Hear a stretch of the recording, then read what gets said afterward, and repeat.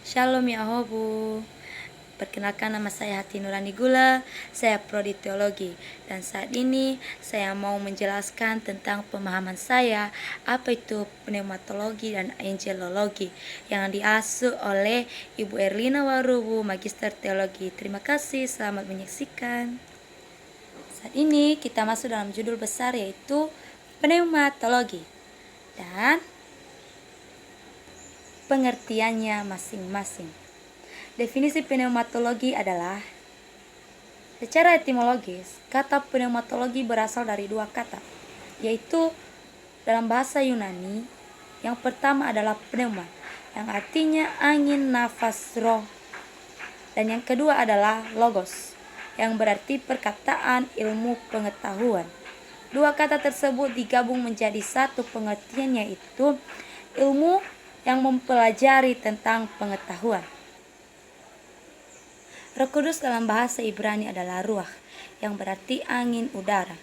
Dan dalam bahasa Yunani adalah pneuma, yang adalah kata netral. Pada awal sejarah gereja, Arius menyangkali personalitas Roh Kudus.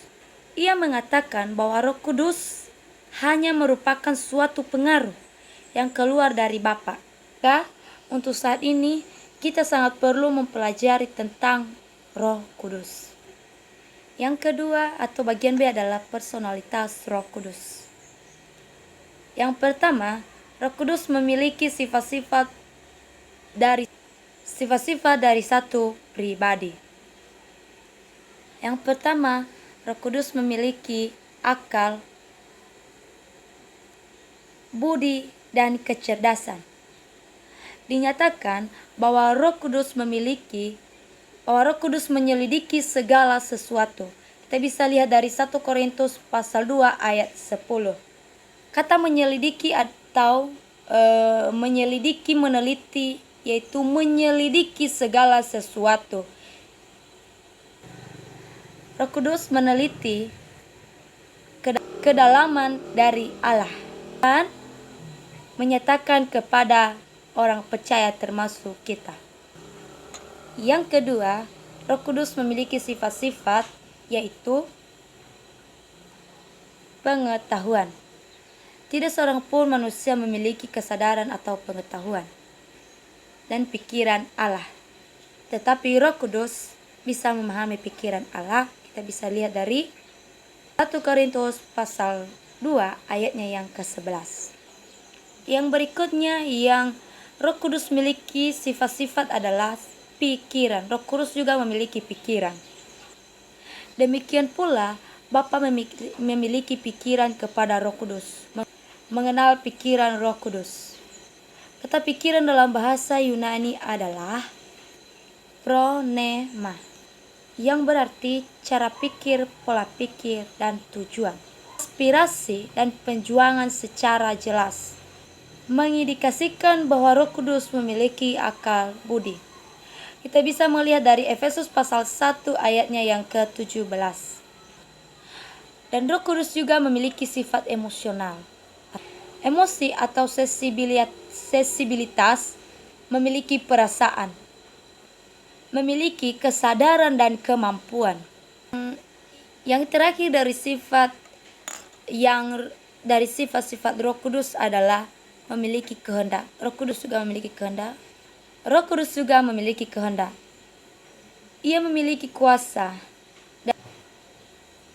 dan berdaulat dalam pemilihan dan keputusan. Karya-karyanya mengonfirmasikan personalitasnya. Roh Kudus menampilkan karya-karya yang serupa dengan karya-karya yang dari Allah, Bapa dan Putra. Roh Kudus bisa mengajar, Roh Kudus bisa bersaksi, Roh Kudus membimbing. Dan Roh Kudus juga memberikan kita keyakinan. Roh Kudus juga melahirbarukan. Seorang yang mengalami kelahiran baruan telah dilahirkan oleh Roh Kudus. Ia telah dilahirkan oleh Roh Kudus. Sebagaimana Tuhan Yesus memberikan hidup kepada orang percaya seperti kita saat ini. Roh Kudus juga bisa menjadi pendoa syafaat bagi kita. Pada saat orang percaya sedang lemah, Roh Kudus menyerukan keluhan orang percaya tersebut dan berdoa atas nama orang percaya tersebut. Jadi dalam hal ini, ketika kita tidak mampu menyampaikan sesuatu hal kepada atau menyampaikan suatu pergumulan kita kepadanya, Roh Kudus bisa menjadi pendoa syafaat. Roh Kudus bisa menolong kita untuk menyampaikan apa yang ada di dalam hati atau yang ada di dalam diri kita, sebagaimana apa yang kita rasakan. Karena kita adalah orang yang telah percaya kepada Tuhan, maka ada Roh Kudus yang menjadi doa syafaat kepada kita. Karena kita percaya bahwa sebelum kita menyampaikan keluhan kita, Dia sudah tahu apa yang kita rindukan dalam hati kita masing-masing. Roh Kudus juga memerintah. Dalam Kisah Para Rasul, Roh Kudus memerintah kehidupan Paulus dan Barnabas untuk melakukan pekerjaan misi. Pekerjaan misi apa? Yaitu menyampaikan kebenaran firman Tuhan. Jadi saat ini apapun yang kita lakukan, ada Roh Kudus yang memerintah dalam hidup kita. Yang ketiga yaitu posisinya mengonfirmasikan personalitasnya. Bagian yang pertama yaitu Roh Kudus dapat didukakan. Jadi dalam hal ini, Roh Kudus dapat didukakan ketika orang percaya jatuh di dalam dosa.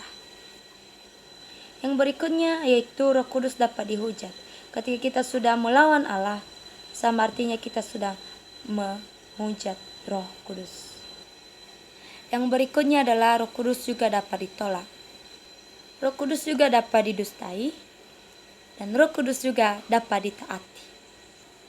Bagian C, keilahian Roh Kudus. Keilahian Roh Kudus tidak dapat dipisahkan dari doktrin Trinitas. Bagian D, atribut-atribut ilahi Roh Kudus, yaitu hidup, maha tahu, maha kuasa, maha hadir, kekal, kekudusan, kasih, dan kebenaran. Itu adalah yang dimiliki oleh Roh Kudus. Karya Roh Kudus menyatakan keilahiannya. Yang pertama, pencipta. Yang kedua, kelahiran Kristus. Yang ketiga, inspirasi kitab suci. Yang keempat, regenerasi. Yang kelima, perantara. Yang keenam, pengudusan. Dan yang ketujuh adalah penolong orang-orang yang kudus. Itulah karya ilahi dari Roh Kudus. Yang bagian F, representasi Roh Kudus. Ada beberapa deskripsi dan penggambaran dari Roh Kudus di kitab suci yang secara jelas menggambarkan secara pribadi dan karyanya. Yang pertama pakaian, yang kedua merpati, yang ketiga jaminan, yang keempat api, yang kelima minyak, berikutnya meterai, air, dan angin. Bagian G, pelayanan Roh Kudus dalam Perjanjian Lama. Bagian H, Roh Kudus mendiami manusia secara selektif. Bagian I, kemampuan untuk melayani. J, relasi Roh Kudus dengan Kristus. K, kehidupan dan pelayanan Kristus. Bagian L, dosa melawan Roh Kudus. Yang M, baptisan sebagai karya Roh Kudus. Roh Kuduslah yang melahirbarukan kembali orang-orang yang percaya kepada Kristus. Yang berikutnya adalah penyertaan Roh Kudus. Yang berikutnya adalah karunia-karunia dari Roh Kudus.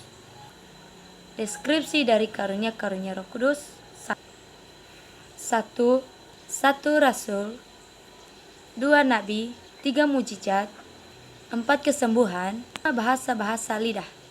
Yang berikutnya adalah pemenuhan oleh Roh Kudus. Pemenuhan Roh Kudus harus terjadi karena 1, esensial untuk kedewasaan orang percaya. Yang kedua, esensial untuk pelayanan orang percaya. Jadi terima kasih untuk pemaparan saya tentang pneumatologi. Sekarang kita lanjutkan untuk pemaparan tentang angelologi.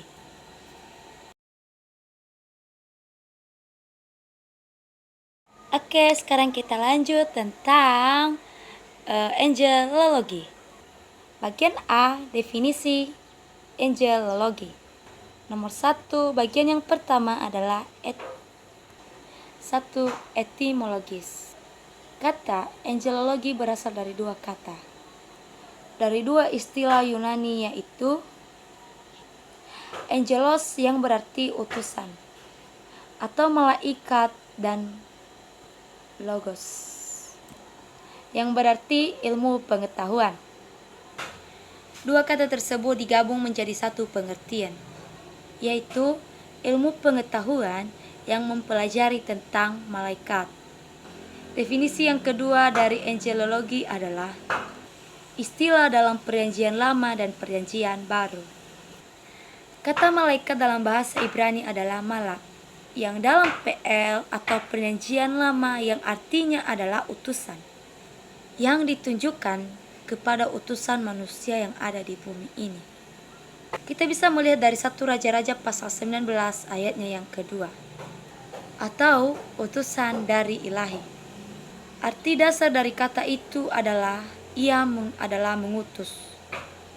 Sebagai utusan ilahi, jadi malaikat adalah keberadaan surgawi yang ditugaskan oleh Allah untuk melaksanakan perintah-perintah yang dari Allah atau perintah-perintah tertentu. Putra Allah. Malaikat juga disebut putra Allah pada tahap sebelum mereka jatuh. Mereka adalah putra Allah yang diciptakannya. Kita bisa lihat dari kitab Ayub pasal 1 ayatnya yang ke-6 dan pasal 38 ayatnya yang ke-7. Dan yang berikutnya, malaikat juga disebut yang kudus dalam Mazmur pasal 89 ayat 5-7. Dalam arti malaikat ini dikhususkan atau dipisahkan dari ciptaan yang lainnya oleh Allah untuk Allah sebagai pelayanan dari kekudusannya. Malaikat juga disebut sebagai tentara, yang dapat dimengerti sebagai tentara surgawi. Dan dalam juga Perjanjian Baru, bahasa Yunani adalah angelos, yang sama dari pengertian atau terjemahan dari bahasa Ibrani, yaitu malak. Artinya utusan yang berbicara dan yang bertindak atas nama yang mengutus dia. Bagian B, keberadaan malaikat.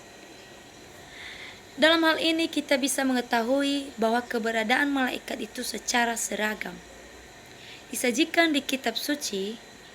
34 kitab di Alkitab memberikan referensi pada malaikat. Dan kepercayaan kepada malaikat adalah sehubungan relasi dengan malaikat dengan Kristus. Kristus juga telah dilayani oleh malaikat setelah Kristus melewati seluruh cobaan ketika ia berpuasa selama 40 hari di padang Gur. Dan ia mengajarkan bahwa para malaikat akan mengumpulkan bangsa-bangsa pada saat kedatangannya yang kedua kali. Kita lanjut bagian C, yaitu asal mula dari malaikat. Kita sebagai manusia, kita tidak bisa mengetahui kapan Allah menjadikan malaikat itu.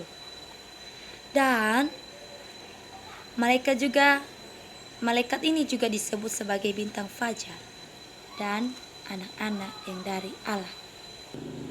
Malaikat dijadikan ketika Allah menciptakan langit dan bumi, dan juga mungkin sebelum dunia dijadikan. Karena kita manusia, kita tidak tahu kapan Allah menciptakan malaikat itu. Dan kita sebagai manusia tidak mengetahui di mana keberadaan malaikat yang sesungguhnya. Yang lebih pasti, malaikat adalah berada di sorga dan mereka adalah pemuji-pemuji Allah di atas kerajaan sorga. Mungkin kita sebagai orang percaya bertanya, apa sebenarnya pekerjaan dari malaikat itu?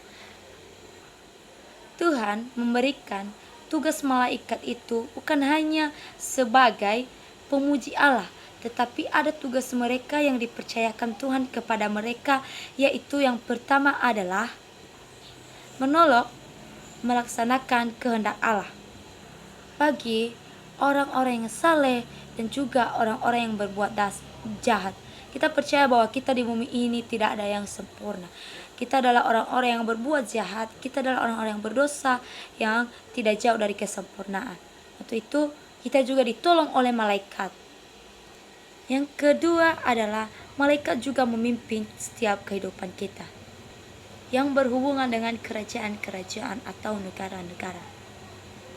Seperti yang saya katakan tadi bahwa malaikat menolong orang yang saleh dan juga memelihara setiap kita. Dan malaikat juga bertugas menjaga anak-anak, dan malaikat juga menyertai setiap para hamba Tuhan. Malaikat juga melaksanakan tugas yang dari Allah, yaitu menghukum orang-orang yang telah berbuat jahat.